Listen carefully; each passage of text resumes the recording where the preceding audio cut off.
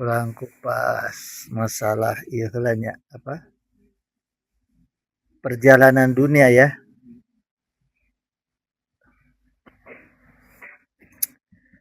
Karena ieu teh kitabna langka.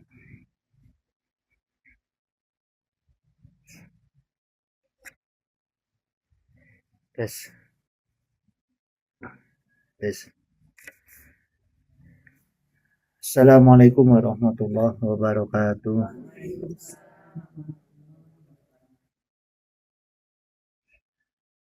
Bismillah, alhamdulillah, allazi ja'alal islam dinan yuhaqqiqul khalasa li basyariyati jami'an. Wassalatu wassalamu ala sayyidina Muhammadin wa ala alihi wa sahbihi ya nabi'ul ulumi wal hikam. Hadratal muhtaramat summa ila hadratil kiram jami' asatijah wal muhtaram ummahatul musallina allazi yahduruna fi majlis ta'lim as-saghir zadakallahu nuran wa ihsanan. Rabbi zidni ilman warzuqni fahman waj'alni minas solihin. Ummahatul ya ayyuhal ummahat ya. Nah, jadi dalam sejarah kehidupan manusia itu saya pernah diceritakan dulu, tapi ya udah lama itu. Waktu masih di Picung itu diceritakan kisah perjalanan dunia dari kitab Thariqud Dunya. Tapi itu saya cari sampai sekarang nggak ketemu tuh kitabnya itu. Ya bahkan di Google saya cari gitu nggak ketemu. Dan nggak tahu sekarang dipegang oleh siapa itu kitabnya. Jadi ke perjalanan dunia itu Bu ditandai dengan huruf kaf, ha, ya, ain, shin, op. Nah, ya. Jadi kafnya itu awalnya perjalanan dunia setelah diturunkannya Kanjeng Nabi Adam ke dunia, kemudian singkatnya ada salah satu putranya yang kan berseteru nih ya, dua putranya ini karena masing-masing ingin menikahi saudara kembarnya yang gelis gitu. Karena jadi turunan pertama itu kan dinikahi antar saudara kembar gitu. Nah, ini tapi nggak ada di dalam Quran, di dalam hadis mengenai nama nggak disebutkan, cuma disebutkan putra Nabi Adam aja ya. Cuma terkenalnya itu Habil dibunuh oleh Qabil. Nah, setelah membunuh Qabil ini kemudian bingung bagaimana akan diapakan mayat adiknya ini, akhirnya Allah memberikan contoh dari dua burung gagak yang berantem, berkelahi, artinya salah satu meninggal, mati, ya kemudian dikubur oleh burung gagak yang satunya. Nah itu dicontoh oleh Kabil, sehingga Habil ini dikubur. Nah setelah mengkubur adiknya, Qabil ini ketakutan, ibu-ibu, takut dimarahi oleh Kanjeng Nabi Adam, sehingga kaburlah ke Yaman. Nah, ya. Nah, di dalam kitab tafsir At-Tabari rahimahullah ini dijelaskan perjalanannya Qabil ini, ya. Zukira ana Qabila lama kutila Habilu, ya. Wa khuriba min abihi Adamu ilal Yamani. Jadi disebutkan bahwa Qabil setelah membunuh Habil lari dari Nabi Adam alaihissalam ke Yaman. Gitu. Ya. Atahu iblisu faqala lahu. Nah, kemudian iblis mendatangi Qabil. Lalu iblis itu berkata, ya, faqala lahu, berkata kepada Qabil, iblis ini, inna habila inna maqubila qurbanuhu wa akalatu annaru. Gitu. Jadi sebenarnya dihasut ini ya oleh iblis ini. Habil itu diterima kurbannya dan kurbannya dimakan oleh api. Ya, itu. Jadi dihasut nih. Jadi katanya bukan kurbannya nggak diterima. Si Habil ini kurbannya diterima oleh Allah karena terus dimakan oleh api gitu, ya. Karena bisa dimakan api. Li'annahu kana yakhdimu an-nara wa ya'buduha gitu. Kemudian karena Habil itu kata setan ini adalah pengikut ruh api, ya. Yakhdimu an-nara. Jadi pengikutnya ruh api wa ya'buduha gitu dan penyembah api. Jadi dihasut bahwa Habil itu adalah pengikut api, ruh api dan penyembah api. Fa'an soba anta aidon naron takunu laka wala pibuka gitu. Maka mestinya kamu, kata setan nih, ya, kamu juga harusnya menyalakan api gitu. Dan untuk kamu dan keturunan-keturunan kamu supaya menyembah api. Nah, itu, ya. Nah, fabana baitan narin fahuwa awalu man nasoba an-naru wa abadaha. Kemudian Qabil pun menuruti perkataan iblis. Kemudian dia membangun kuil api. Disitulah pertama kali dia menyalakan api dan menyembah api. Nah, di sini ceritanya apa, Bu? Pertama kali adanya kekafiran di dunia. Ya. Jadi diawali perjalanan dunia ini dengan munculnya kekafiran. Makhluk-makhluk itu manusia kafir kepada Allah, ya. Ini dalam kitab Tarikh Al-Uthman wal Muluk nih, ya. Nah, itu manusia pertama yang kafir adalah Qabil, ya. Kemudian kalau kaum pertama yang menyembah berhala itu kaumnya Nabi Nuh. Kalau banyak masyarakat kaum itu kaumnya Nabi Nuh, ya. Seperti dia menyembah, mereka itu menyembah Tuhannya namanya Wud, Suwa, Yagud, Ya'uq, Nasr, gitu. Itu kaumnya Nabi Nuh, ya. Kemudian ibu-ibu sekalian, dari zaman Nabi Adam ya alaihissalam, kemudian ke Nabi Idris, Nabi Nuh, Nabi Hud, Nabi Soleh, ya. Kemudian Nabi Ibrahim alaihissalam, tantangan para nabi itu adalah orang-orang yang kafir. Jadi umat yang kafir. Nah, itu berapa zaman nabi itu? Dari mulai Nabi Idris, ya. Idris, Nuh, Nabi Hud, Nabi Saleh, Nabi Ibrahim, itu dakwahnya adalah mentauhidkan orang-orang yang kafir, gitu, ya. Nah, kemudian setelah itu muncul, Bu, di zaman Nabi Ibrahim ini, Nabiullah Ibrahim alaihissalam ini sejaman dengan Nabi Lut. Jadi Nabi Lut ini keponakan. Nabi Lut alaihissalam ini keponakannya Nabi Ibrahim, ya. Ini sejaman dengan Nabi Ibrahim, cuma Nabi Lut itu tugasnya oleh Allah berdakwah di negeri Sodom. Di mana waktu itu muncullah orang-orang yang mulai kejahilannya itu sangat mengerikan. Makanya ditandai dengan huruf H. Kalau tadi kaf, yang sekarang kedua H, ya. H ini adalah ha'il. Dalam bahasa Arab, ha'il itu artinya mengerikan yang sangat, gitu. Jadi kejahilan, kebodohan yang sangat mengerikan. Tidak ada lagi kebodohan manusia yang sangat mengerikan kecuali yang suka dengan sama jenis. Nah, di situ muncul, Bu.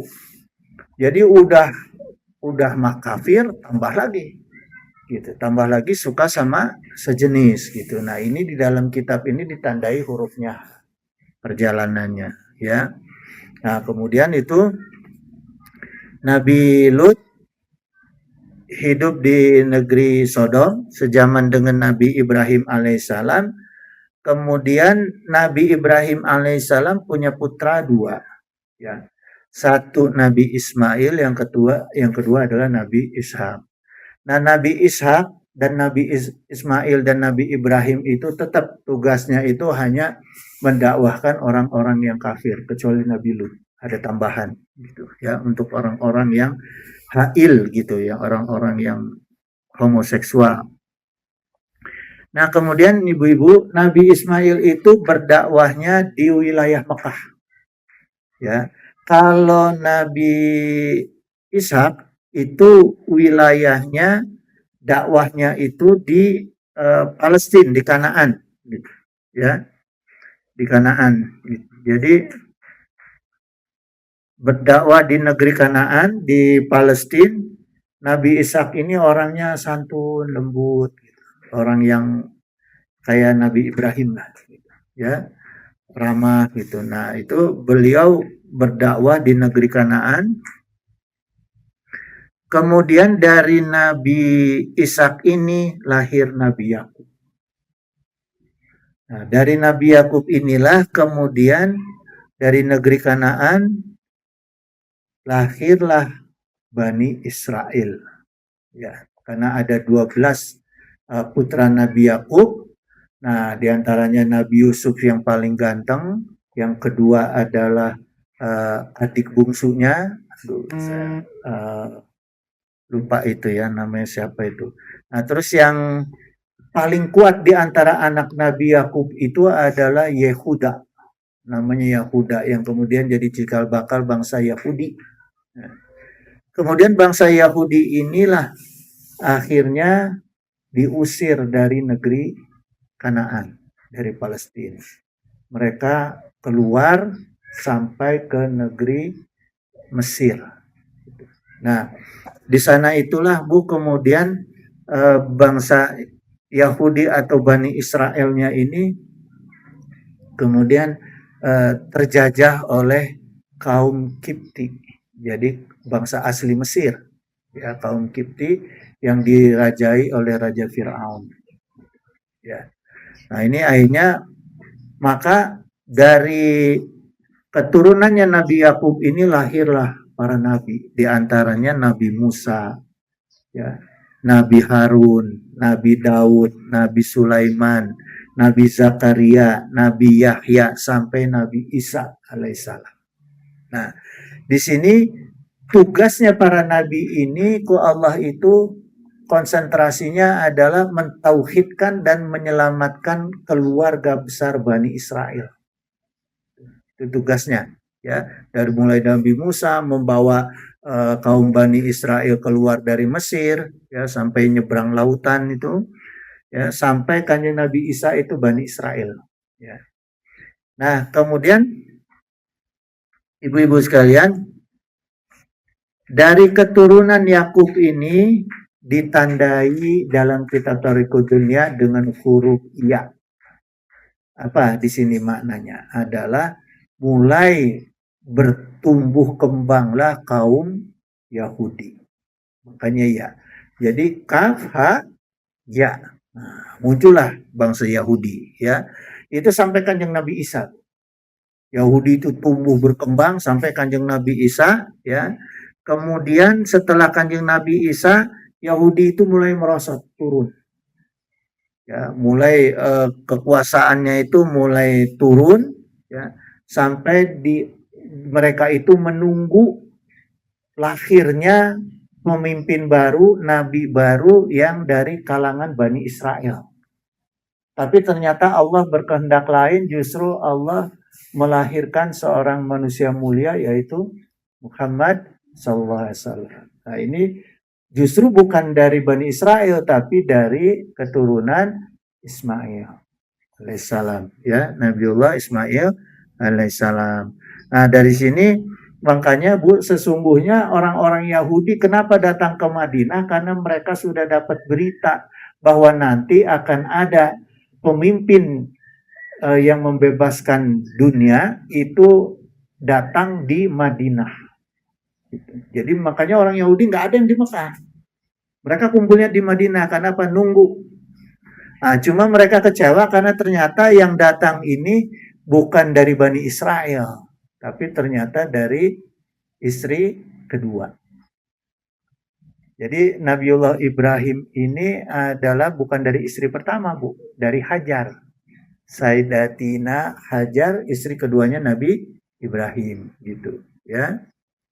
Nah, maka di dalam kitab Thariqud Dunya itu kafaya ain disebutnya ain, ditandai ain. Kenapa ditandai dengan huruf ain? Karena dakwahnya Rasulullah SAW itu mengalami masa ainul mardiyah, ya, ainul mardiyah. Jadi melahirkan pandangan yang diridhoi ke Allah. Jadi ketika Rasulullah datang dengan dakwah-dakwahnya itu membawa Islam, membuka pandangan mata manusia itu sehingga manusia itu semua menjadi dalam ridho Allah. Gitu, ya. Makanya ada istilah ainul mardiyah dan ainul yakin. Karena di situ pandangan manusia itu jadi yakin terhadap tauhid. Tidak ada yang lepas dari tauhid, Bu. Ketika zaman nabi-nabi sebelum Rasulullah masih ada yang lepas dari dakwah tauhid. Tapi ketika zaman Rasulullah tidak ada yang lepas dari dakwah tauhid. Semuanya bertauhid kepada Rasul. Gitu. Ya, sekalipun ada yang menentang, tapi akhirnya kembali bertauhid. Kalau tidak, mati. Itu di zaman Rasulullah. Abu Jahal tidak bertauhid, mati. Abu Sofyan ketika bertauhid, hidup. Ya. Ada cerita lucu, Bu, Abu Sofyan ini. Jadi ketika Abu Sofyan itu masuk Islam di Madinah, kata Rasul, wahai Sofyan, Abu Sofyan, kamu jangan menikah. Karena kalau kamu menikah nanti ada keturunan kamu yang membunuh keturunan aku. Katanya, kata Rasulullah. Maka setelah Abu Sofyan jadi khalifah, itu nggak mau nikah, Bu. Nggak mau nikah. Tapi kena penyakit yang nggak bisa disembuhkan kecuali nikah. Nah ini udah qadarullah, ya. Dipaksa bagaimanapun nggak mau nikah, tapi akhirnya nikah. Akhirnya kata ada tabib yang soleh, ya udah, wahai khalifah, nikah aja tapi cari perempuan yang mandul, yang nggak bisa punya anak. Akhirnya ditikahlah perempuan yang tidak bisa punya anak yang mandul. Tapi karena itu memang sudah thariqud dunianya seperti itu, akhirnya hamil si perempuan itu teh, ya. Nah, setelah hamil lahirlah Yazid Muawiyah. Nah, dari Yazid Muawiyah ini akhirnya membunuh Sayyidina Husain. Nah, itu jadi itu kisah, ya. Kisah thariqud dunia, ya. Jadi memang kalau kita baca ini senang, Bu. Apalagi sejarah, ya. Nah, jadi setelah Ain Shin, Ain, ya. Nah, setelah Ain kemudian Islam mulai redup kembali, ya, mulai redup kembali sampai sekarang redup lagi, maka lahirlah zaman yang disebut zaman Shin, ditandai oleh Shin, yaitu Sufyani, ya. Shin itu Sufyani, jadi itu tanda akhir zaman. Tanda akhir zaman ini Sufyani ini dalam ilmu apa istilahnya? Dalam ilmu tentang akhir zaman, dalam ilmu keislaman itu As-Sufyani itu dikabarkan gini, sifat atau karakter manusia yang kekejamannya melebihi orang normal. Jadi apa ya? Membunuh itu biasa gitu. Jadi kayak ringan aja membunuh. Nah, di zaman As-Sufyani ini termasuk akhir zaman yang pembunuhan itu rasanya seperti biasa. Baru-baru ini ada anak kecil membunuh ibunya. Ada berita, ya, ada anak kecil yang ngebunuh ibunya. Anaknya usia berapa? SD, 12 tahun ngebunuh ibunya. Jadi, nah di zaman Sufyani ini memang kejadiannya seperti itu, Bu. Diterangkan di dalam kitab ini. Jadi salah satu tanda-tanda akhir zaman itu mudahnya menghilangkan nyawa manusia. Sangat tidak berharga, gitu. Ibu membunuh istri bunuh suami, suami bunuh istri, anak bunuh orang tua bunuh anak, nauzubillah. Cuma nauzubillah, ya. Saya sampai sekarang Bu nggak berani motong ayam karena takut lihat darah. Ayam banyak saya nggak berani motong. Tapi banyak orang ternyata di zaman akhir ini, zaman Sufiani ini, istilahnya ini istilah eskatologi dalam ilmu sejarah keislaman, ini lahirnya karakter manusia-manusia yang menganggap enteng nyawa manusia. Gitu, ya. Dan ini Bu, di dalam keterangan kitab ini ternyata diterangkan ini keturunannya Bani Sufyan.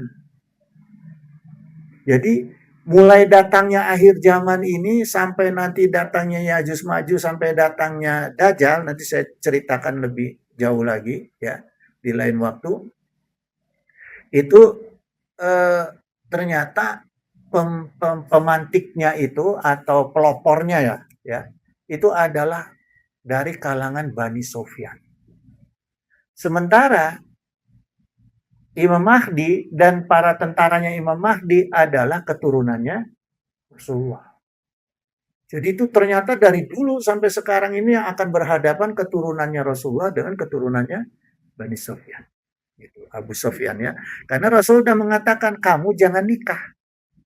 Gitu. Tapi akhirnya nikah gitu ya. Nah ini kejadiannya Bu. Jadi Abu Sufyan bin Harb. Nah kemudian setelah ya makin banyaknya tumbuh orang-orang yang berkarakter Sufyani ini, maka mempercepat datangnya masa akhir zaman. Sehingga mempercepat datangnya tanda huruf Q di dalam kitab Thariqud Dunya. Apa huruf Q? Qiyamah. Ya. Jadi setelah masa ini, orang itu dengan mudah menghilangkan nyawa manusia, maka datanglah masa kiamat. Ya. Berapa lama kiamat dari Hijriah, tahun Hijriah. Ya. Ini dijelaskan oleh Syekh Muhammad Shalih Al-Munajjid, ya, Imam Suyuti. Ini beliau mengatakan dalam kitab Al-Hawi, ya, ana mudatad dunya sab'atul afi sanatin. Umur dunia itu sesungguhnya hanya 7.000 tahun. Umur dunia seluruhnya, ya. Dari mulai masa Nabi Adam turun ke dunia. Wa anna nabiyya sallallahu alaihi wasallam ba'atha fi awajiril alifis sadisati. Nabi sallallahu alaihi wasallam itu diutus pada akhir 1000 tahun yang ke-6. Gitu. Jadi akhir 7.000 berarti akhir tahun 6.000. Gitu. Ya. Maksudnya gini Bu, maksudnya kalau saya mutalaah ini, maksudnya separuh dari umur 7.000 dipotong 6.000, separuhnya jadi 1.500 sisanya. Gitu. Ya. Karena Imam Suyuti menegaskan, la yamkinu an takunal muddatu alfan wa khamsa mi'atin aslan. Ya. Jadi tidak mungkin layam kinu ya, tidak mungkin antakunal mudatu alfan ya, tidak mungkin umur umat Islam itu ya alfan wa khamsa mi'atin ya, lebih dari 1.500 tahun. Jadi kalau sekarang itu kalau kita pakai kalender Hijriah itu berapa? 48 ya? 1447. 47. Nah, kurangin aja, Bu. 1.500 kurang 1447, sisa berapa tuh? Hah? 43 tahun. Nah, jadi artinya begini, Bu. Karena kiamat yang sesungguhnya itu adalah rahasia Allah. Yang Allah sampaikan hanya keterangannya hari Jumat. Tapi dari keterangan dalil-dalil ini kita bisa melihat bahwa puncak dari kehancuran dunia itu menuju kehancuran dunia itu sisa tadi berapa? 47 tahun. Bisa dimulai dari Perang Dunia Ketiga, bisa dimulai karena sudah mulai orang melihat bahwa nyawa manusia itu mudah, murah. Sehingga memudahkan orang untuk berperang. Nah, ini akan datang masa-masa kekacauan dunia yang berlebihan itu, ya, yang nauzubillah, mudah-mudahan kita nggak mengalami, ya, itu sisa 47 tahun. Nah, di mana nanti setelah kekacauan yang maksimal, turunlah Imam Mahdi, ya, kemudian turun Kanjeng Nabi Isa. Itu ibu-ibu, ya, ini sejarah dalam kitab. Cuma sayang saya mau cari kitabnya itu nggak ketemu gitu. Mungkin nanti saya akan main ke Picung, mau tanya, saya mau cari, ya. Nah, kemudian ibu-ibu, eh pada masa Asru As-Sa'adah, ya, ini adalah di mana manusia itu semuanya patuh kepada agama Allah.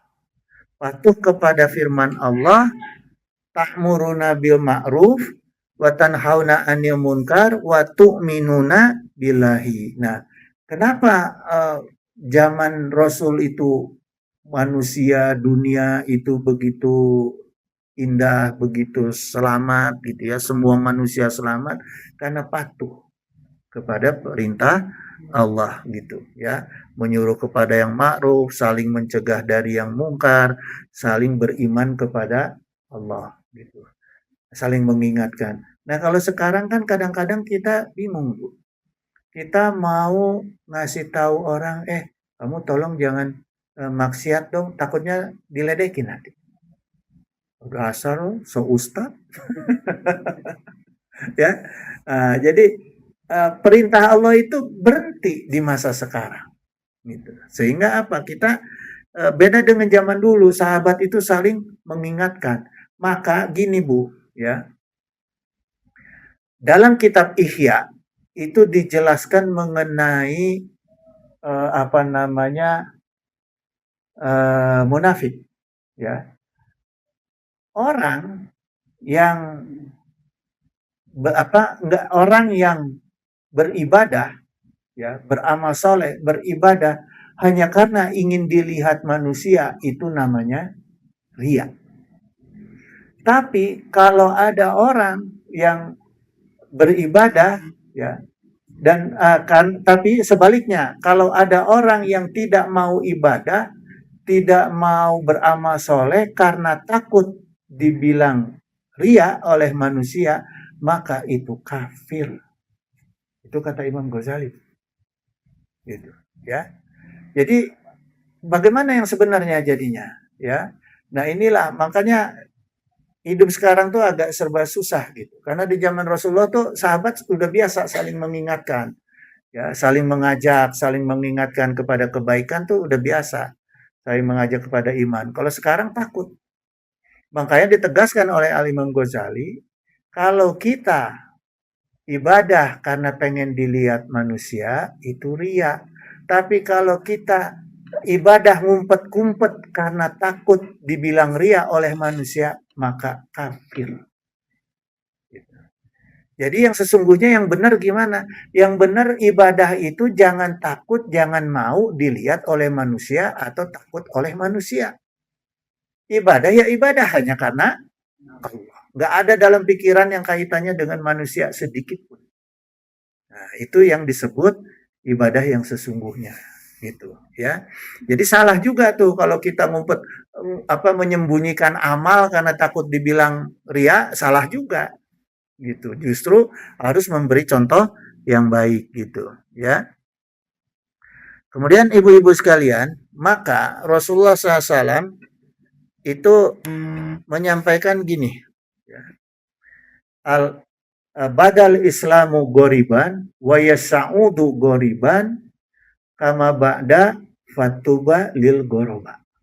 Nah, jadi Rasulullah menyampaikan bahwa Islam itu datang dalam keadaan asing dan akan kembali menjadi asing, maka untunglah orang-orang yang asing.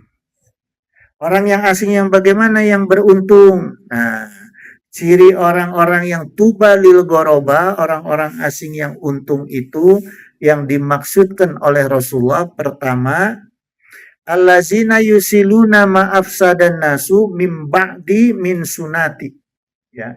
Pertama orang-orang yang selalu memperbaiki sunnah-sunnahnya Rasulullah ketika manusia sedang berpaling dari sunnahnya Rasulullah.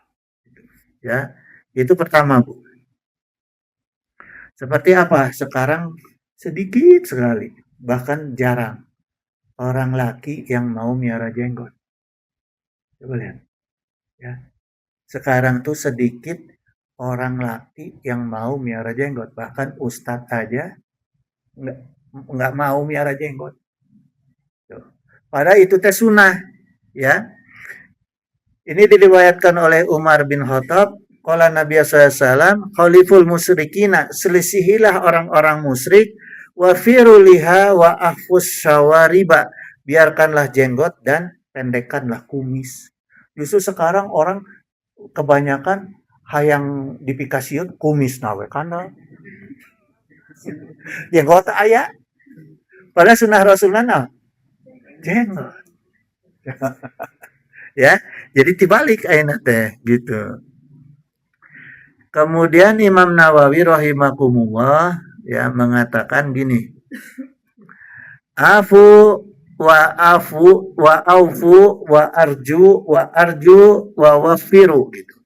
Jadi semua lafaz tersebut maknanya nyaeta membiarkan jenggot seperti apa adanya.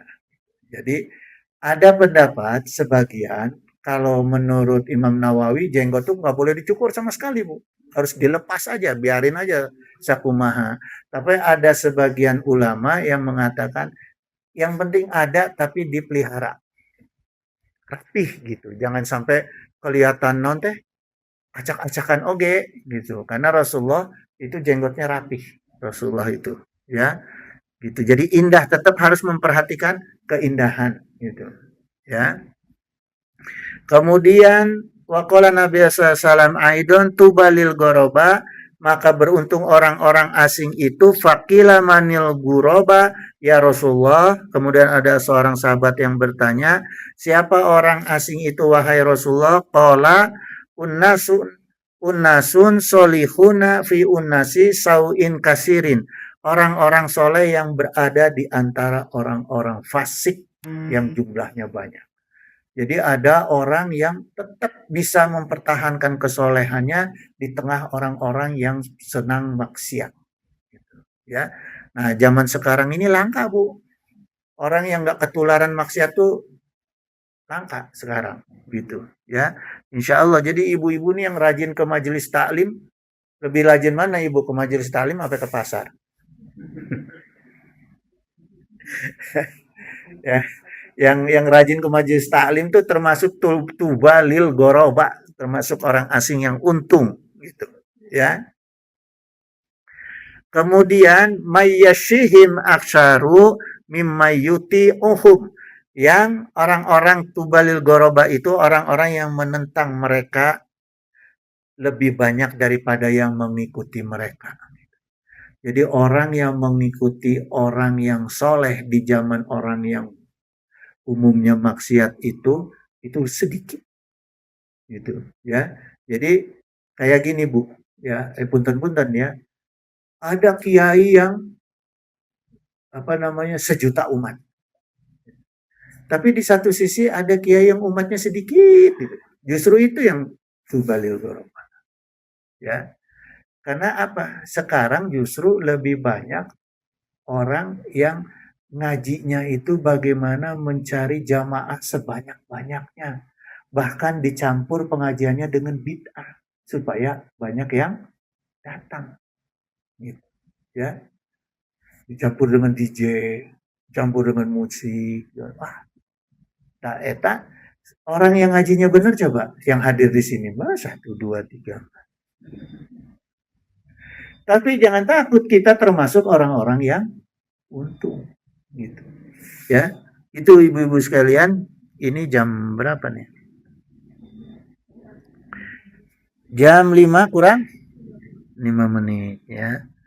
Nah, kemudian ada sahabat yang bertanya lagi, wa mal ghuraba wahai Rasulullah, qala allazina yusiluna inda fasadin nasi, orang-orang yang memperbaiki beramar ma'ruf di saat manusia yang rusak. Jadi orang-orang yang berani berdakwah memperbaiki orang-orang yang rusak, mendakwahkan amar ma'ruf nahi munkar gitu. Sekali lagi Bu ya, dakwah itu adalah jihad. Maka dakwah yang benar itu bukan dakwah yang dibayar. Gitu. Karena nggak ada jihad dibayar, nggak ada. Ya.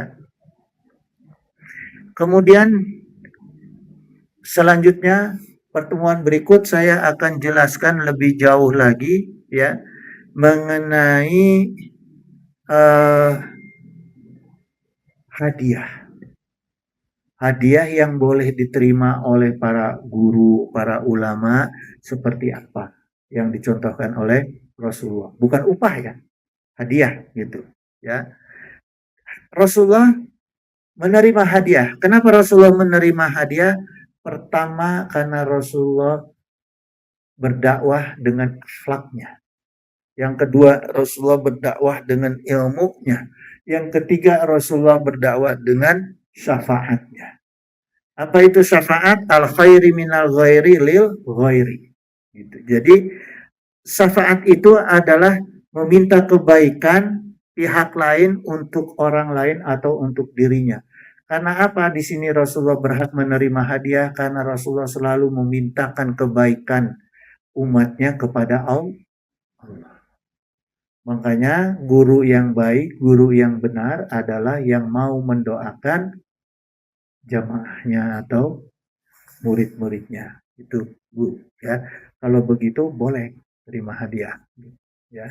Tapi hadiahnya yang wajar, bukan yang nggak wajar juga ya. Tapi Rasulullah beda Bu. Rasulullah itu pernah menerima berupa uang kalau ada keperluan jihad.